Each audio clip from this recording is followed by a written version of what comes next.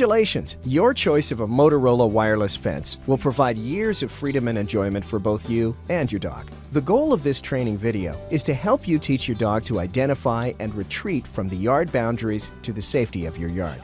Make sure to keep the training lessons short, 10 minutes per session, and fun for both you and your dog. You'll need a standard nylon or leather collar and 6-foot leash. Do not attach a leash directly to the fence collar strap. Completely trusting your dog with the boundaries will take place over the course of about 4 weeks. Don't worry, the actual training is a small part of this time. The rest is spent closely monitoring your dog. For total success, it's important to complete the entire course.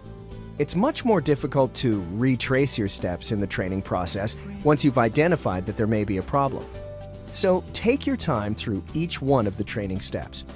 The typical training session includes putting on the electronic collar, making sure that the collar has the proper fit high on the dog's neck and is making contact with the skin with 2 fingers between the dog's collar strap and neck.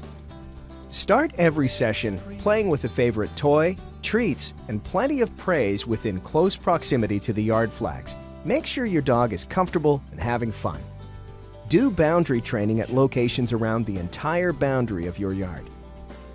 Always end sessions on a high note with more play, praise, and treats near the boundary flags. Before you start to train, make sure the electronic training collar is fully charged and the static stimulation level is set to 1, the tone-only training level. This is to ensure that your dog can hear the warning tone at the boundary, but there is no chance of correction during this phase of the training.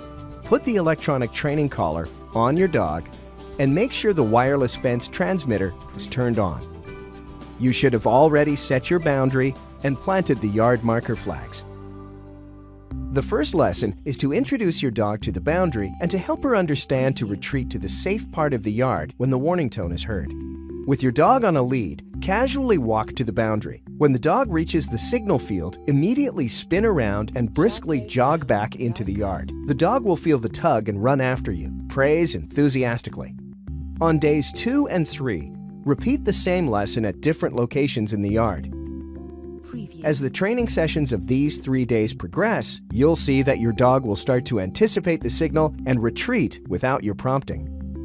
Day 3 is successful if your dog retreats without your prompting and refuses to approach the boundary as you approach.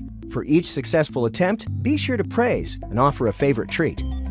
Although your dog is learning fast and avoiding the boundary, she will forget or attempt to break the rules with an interesting distraction beyond your yard. To prevent this, your dog must understand that there are consequences for doing so. ShockwaveSound.com. For the next lesson, set the system stimulation level to match your dog's personality, lower levels for timid dogs and higher levels for difficult to train dogs. With your dog still on a lead, walk to the boundary with your dog and a helper. The helper should continue to walk through the boundary. Should the dog try to follow, she will receive a correction from the collar. Immediately retreat to the safe part of the yard and give a treat and plenty of praise. The static correction is harmless. However, it is startling and something your dog will soon learn to avoid. Please note, it's very important that your helper not stop, look back, or acknowledge the dog in any way. Continue this lesson at a number of different areas around the boundary. If your dog is avoiding the boundary, with the helper moving freely in and out of the area, you are ready to add more tempting distractions. Remember, never pull or coax your dog into the boundary area. This lesson teaches your dog that she must resist all temptations to leave the yard. Dogs will not automatically connect the lessons learned with one distraction to another. So, you can't assume that if your dog won't chase a ball out of the yard, she won't chase a bicycle or a favorite neighbor. You have to go through a list of distractions that will tempt your dog and prove each one before proceeding to the next. Before long, your dog will connect the dots. Don't leave the yard for bikes, neighbors, bouncing balls, or moving cars means don't leave the yard for any reason. Your training has been successful at this point if your dog has resisted the urge to cross the boundary on lead with any distraction you can dream up. You're ready for lesson 4.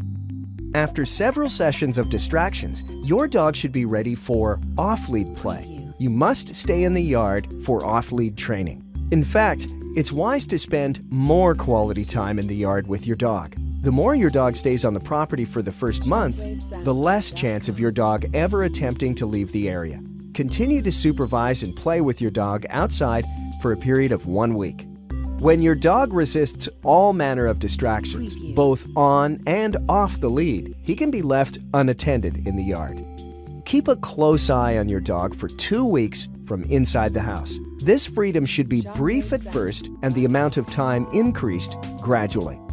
Before and after each unsupervised session, you must continue the play, praise, and treat routine to continue to reinforce that the yard is a happy, fun, and safe place to be.